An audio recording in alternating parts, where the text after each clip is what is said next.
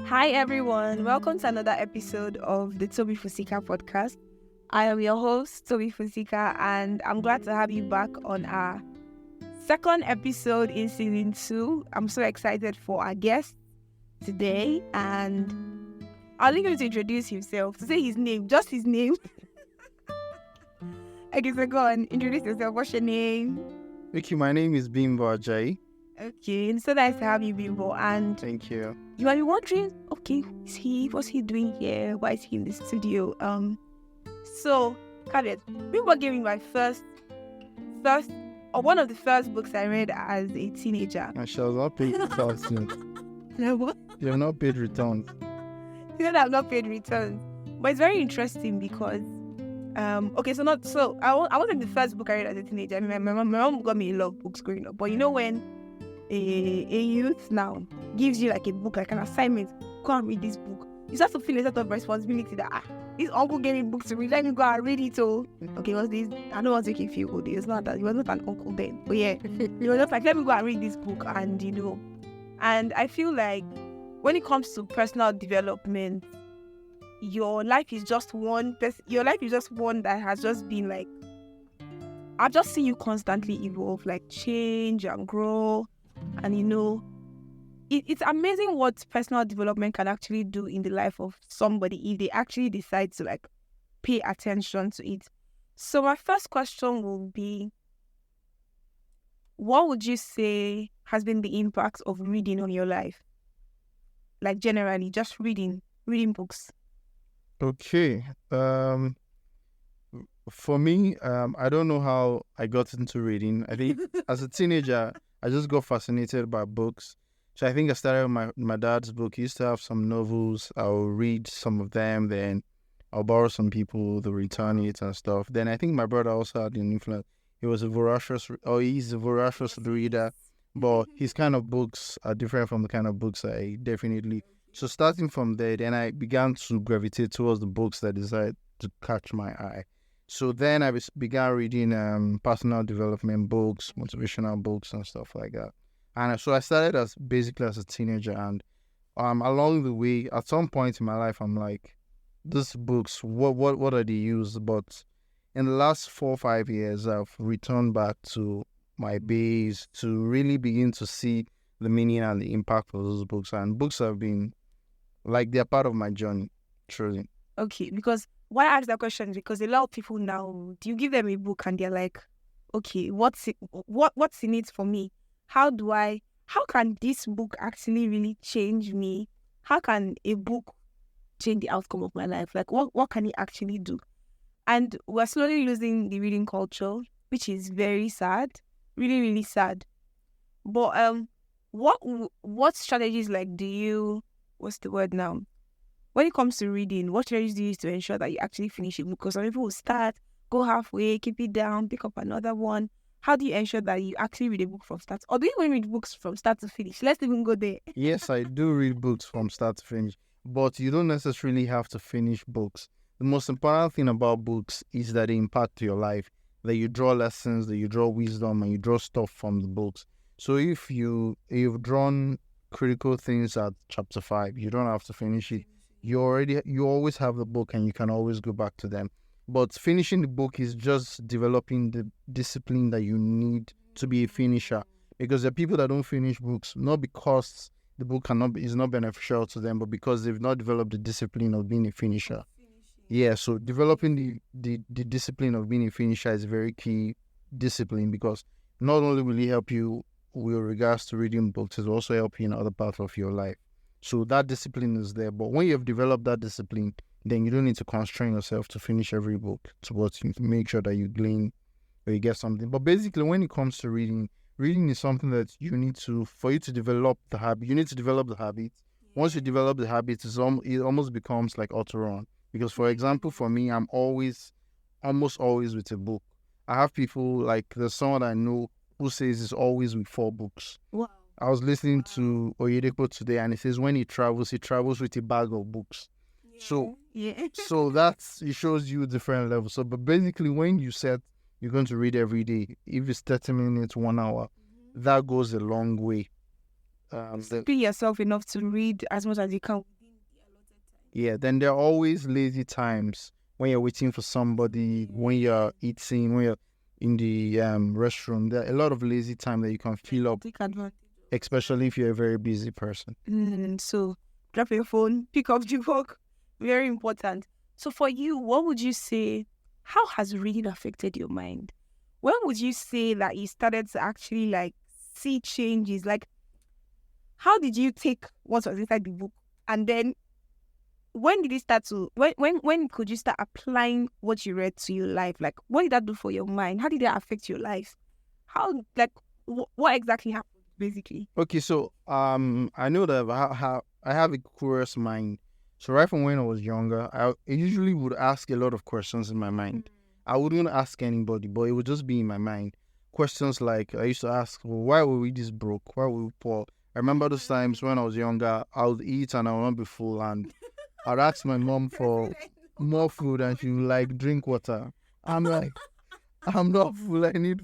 So all those things, all those curiosities, then especially with this part of the world, I was curious about a lot of things, about politics, about why we're this backward, why are we a third world nation, and a lot of all those things. So all those things drove me to seek knowledge or wisdom in that direction. So in finding answers to that, I turned to books. And yeah, so when you mentioned how have books impacted my life, I know I read Rich Dad Poor Dad when I was a teenager, probably when I was 17.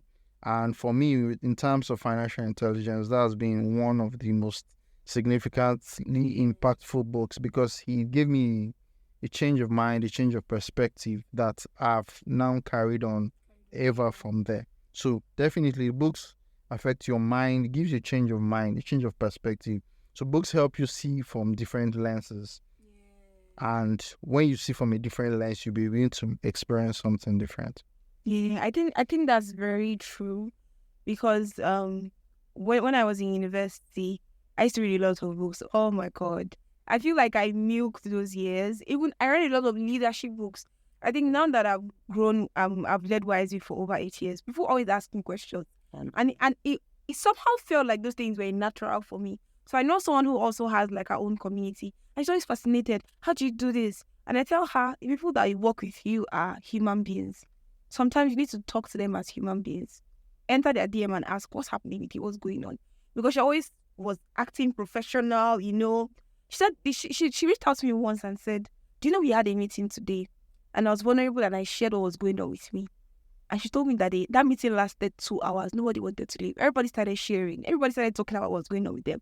And later on, she assigned work. And it was like a video. I said, now you see that the people that you work with are human beings. They are not robots. Every time you come to IDM and say, I gave this person this to do, they did not do it. What happened? And I'm like, have you gone to ask them what's happening with them? How are you? What is going on with you? Until recently, because I reread a John Maxwell book. Okay. I realized that all those things were things I read earlier before I even had any group or community. So they become like second nature. And so they became, I learned how to relate better with people because of the things that I read. I knew how to manage a lot of soft skills, manage people, manage relationships. Sure. Do you get a lot of things that I read? And then it didn't make a lot of sense because I was just reading and making notes. Okay, maybe one day when I have something. But now I'm actually seeing the pieces like actually come together. Puzzle. And it's just very interesting and fascinating because people think that how do you read? How does what I'm reading affect my life? Sure. But as you said, whatever you read, it doesn't always have translated now. It can be stored away for like future purpose. Sure. So I'm a very big believer in the fact that reading actually expands your mind and you actually learn from different people at the same time. It's very interesting. Okay. So personal questions for now. I'll ask you a very interesting question. Okay. Can you throw back to a memory or an experience you had that would say shaped or changed your life? Something profound that happened that made you become this person that wanted more for yourself or more in life than just being a casual, I don't know. I call some kind of living casual living. Where you just want to go to school, have a job, get married, die, have kids, do all this stuff. But what made your perspective of life change? What happened that changed your perspective to life? Okay, I would say what has changed my perspective to life most drastically in recent times date back to I think around 2020. So I was listening to my pastor's message for a while. So usually I was just hungry. There was a spiritual growth or a growth that I was hungry for. I remember many times when I'll be coming back from work, I would just feel like there's more that I could do in my life. But I was gainfully employed. I'm working with a good organization. I have a car. I'm looking forward to getting married. I'm making usual progress. I compare myself with many of my peers, and I'm not doing too badly. But you just feel the urge or the emptiness or there's just a groaning on your inside that speaks for more. So in that, I went in search for message, and I stumbled on Miles Monroe's messages, and I started listening to him every day. Like every day I'll be driving to work, I'll just put in one message, and maybe an hour. So I'll drive for about 30 minutes to get to work.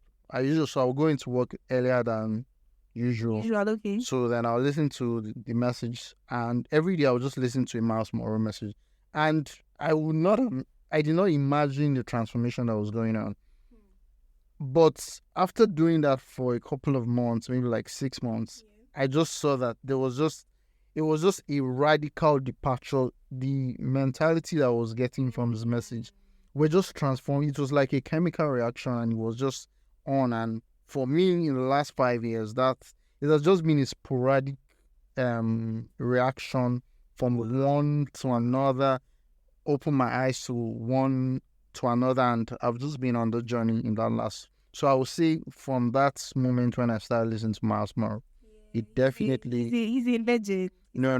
He definitely did, because for me, what he also did was he answered a lot of the questions that I always had that I did not have answers to. Questions like, what's wrong with being black? Are we inferior as black people? And why are we poor? And all those kind of things. So just bringing perspective. What do I need to do to get my life from here to here? Yes, just bringing perspective to the reason why this is this, and he just clarifies a lot of things. For example, one of the things he mentioned or he says is the fact that when people are delivered from slavery, like when the Israelites were delivered from Egypt, going to the promised land. So you're delivered from Egypt, but Egypt is not delivered from you. So God takes you through the wilderness to purge you of Egypt before he allows you to enter the promised land. So when you're in that state where Egypt has not been purged from you, you make poor decisions, you blame, you don't take responsibilities, you complain, you don't have faith. Like there's just several It's like you left somewhere, but the thing has not left. You've not left the place. So until that transformation happens within the wilderness, you're not ready for your promised land.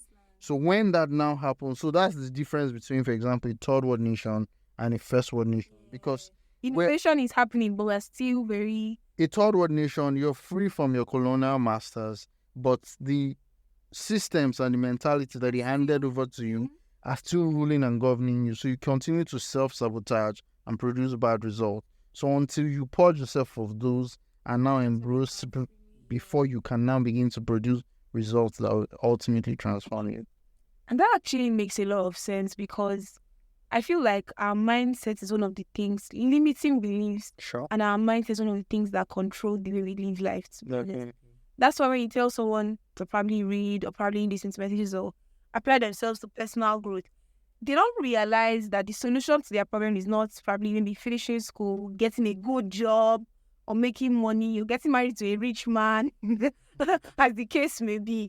But something about the mindset, because even if you put a person, same issue we have now in Nigeria, where a lot of people are leaving Nigeria, going abroad. But with the same mentality. Same mentality. Nothing has really changed on your inside. Like your mindset, what do you think about yourself? What do you think about, like, I tell people jokingly that even if I was a pepper seller, you're going to buy a pepper, because I will not just be sitting by the road and selling pepper. Like, there's going to be so much thought into what it is that I'm doing, that I'm going to do it differently.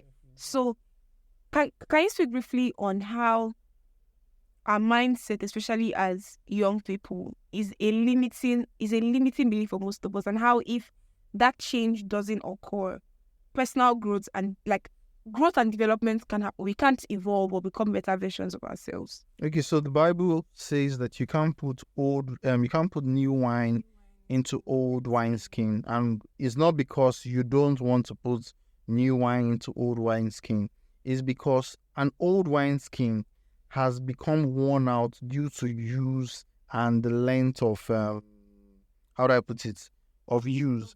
So when you pour new wine into it, new wine is sharp, it's strong, it just bursts. Wow. So in the same vein, old mindsets cannot retain the capacity of what you need to do or where you want to go. So you need to update, just like a phone, you need to update the iOS to the mindset that corresponds to where you want to be. And it's just simple for you to understand. If a mindset has not done you any good, has not produced the results you want, you might want to change it. So if it's producing for you, then fine, you might want to hold on to it. If it works, if it's a working mindset, if it works, then there will be no need to change it. But if it's obvious that it's not working, then Something has to be done. it has to be changed. It's just basically, and your mindset is like a lead, is like a cap. You can really not go above because everything happens twice in life. First in your mind before in reality. So like they say, the mind is like a magnet. So when you receive a thought, for example, if I say you receive 1 billion naira in the next 1 month, sometimes you might not be able to receive that thought because one, your mind has never conceived 1 billion naira. So that's like an error in your mind. So until you expand your mind to be able to accommodate that kind of reality, it might not happen in your life. So you must constantly and consistently work on your mind. For example, that's just the difference between, for example, maybe a billionaire and a non-billionaire. The billionaire already has it, like he has expanded his mind to that point. Well, whereas someone else has not expanded his mind. You understand? So, and it's just what it is. The mind rules. Your control, your realities are determined by your mindset. Amazing. I like that you said that we can't go beyond what it is we think of in our mind. Yeah. And it's just like a cap that has been placed. There's a lead. And okay, so I want you to also speak about personal, so internal growth. Let me reword it as internal growth.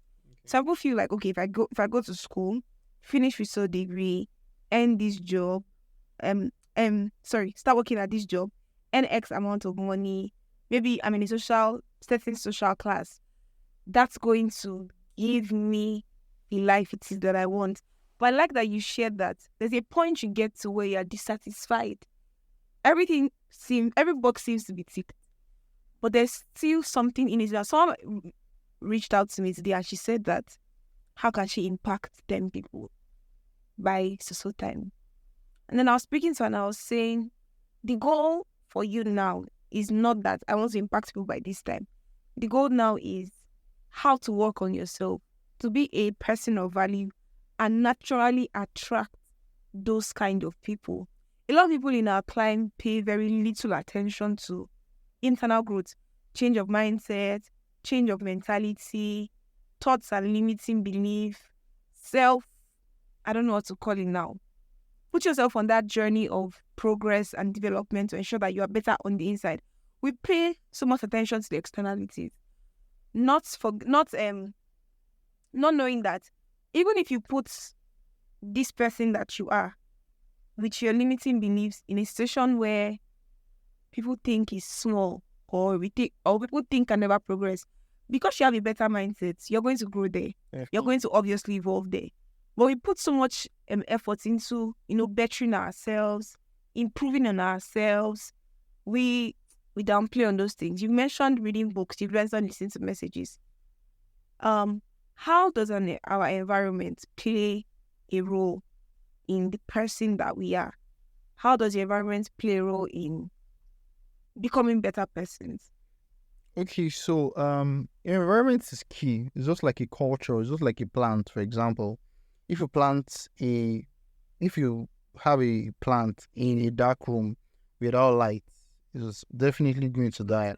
If you plant it in an area with limited light access, It will grow for a while, but it will malfunction. But if you plant it in where it flourishes with light, it's going to definitely grow. So it's just like a plant. The nutrients that you have access to determine how you flourish and how you blossom. So ultimately, in a lot of climes or in a lot of places, you have negative environment. Yeah. Do you understand? So you need to be deliberate about cultivating an internal environment that enables you to grow and flourish.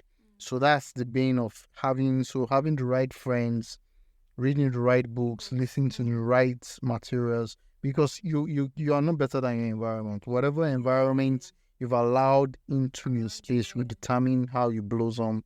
Either you blossom or that you wither and die.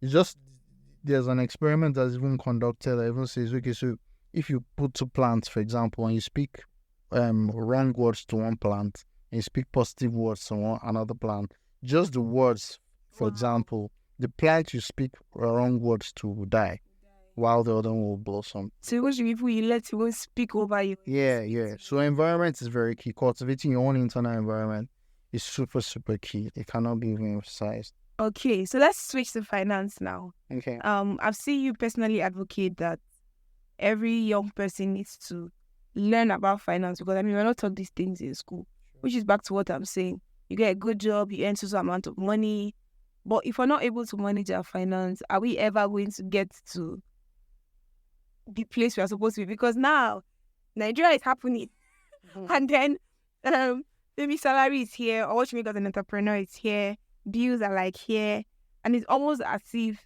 there's no space to even make anything, save anything, invest anything. What do you think young people need to learn about finance? Okay, so finance is a key. Is very key because it's central to our lives. You cannot exist without finance. If you go to the markets, you must exchange money, you must exchange finance for whatever good or service. And you need those goods to stay alive. You need, for example, if you're going to get food, you need to exchange money to get food. And you need money to exchange to get that food. So since finance is central to our lives, we cannot ignore it. We cannot downplay it or push it aside, as it's the germane core area that we must always look in. And like you said, many of us have gone through schools or we're going through schools, and unfortunately, they don't teach us about finance in school. And so the ultimate aim for which you go to school is to get a job. And when you get a job, most times, okay, for the job satisfaction and also for the money you're being paid. But unfortunately, we don't learn about money. So if you're going to spend 8 hours, 40 hours a week working for money, you might as well learn about money. Yeah, so that's where finance is very key. And so since you don't get to learn about it in school, you need to outsource that financial education to yourself and begin to learn about it by yourself. And an easy way is to start your books, then find mentors. So like one of my mentors will usually say, it says that you should have read the number of books that you have for your age. For example, if you're 30, you should have read 30 books on finance for you to look back. On finance? Yes. Okay. If you're 35, you should have read 35 books. The idea basically is just to immerse you in a robust body of knowledge about finance so that you have no other choice than to do well. I think it's literally very true, because right now, a lot of people need to, I mean, as you said, we make money, but we don't know how to manage money. Then another thing, let me just even chip in with the realities we have, for example, in Nigeria. We are the loss of value in our currency is a loss of value for a lot of us in unimaginable. So, for example, if you were earning equivalent of $1,200 like 5 years ago, which was 2019, that money is now worth maybe less than $200 a job. So when you would have been doing well, because $1,200 can take care of a few things for you now, then, but now when your salary, because you're earning in naira, has devalued to like $300 or $200, you cannot even take care of what's basic. So and we are always in that devaluation or loss of value kind of situation, you must be adding more value Yeah. than the devaluation in your environment. It's just So that's putting us in a place where you have to be doing more. you must. It's not even an option. Option. If not, you will be wiped away with the erosion of value. It's sad. But as we said earlier, read what you can from books, get all the knowledge that you can, listen to messages, put yourself in an environment where you can grow and thrive, and constantly be in school. I think it was Ilkuna Oshika that I had in 2016 that said constantly be in school. So every year I try to figure out, okay, what course am I taking? What am I learning? What am I learning about this year? Even if it's cooking class, makeup class, just make sure you're constantly learning something, because I mean the world is changing. Sure. I recently took a course in digital currency and blockchain technology, and I thought I was going to not understand anything. But I was surprised I could actually keep up and I understood some of the technologies, and I'm shocked at how much the world is evolving to the point where everything is slowly becoming smart. And it's like, okay, we're getting somewhere. So really, I hope that we listen to this episode, we learn about the importance of growth and development, how it's important that we evolve and we constantly don't just remain dormant and, just in that place where you want to enjoy life. I mean, inflation is happening not just in Nigeria, in different countries of the world. Sure. Things like everybody is looking for how to earn extra money now, and so you need to keep on upskilling and bettering yourself. Definitely. So with that, we've come to the end of today's episode. I hope that it's been enlightening. I hope you learned one thing or two. Feel free to reach out to Bimbo.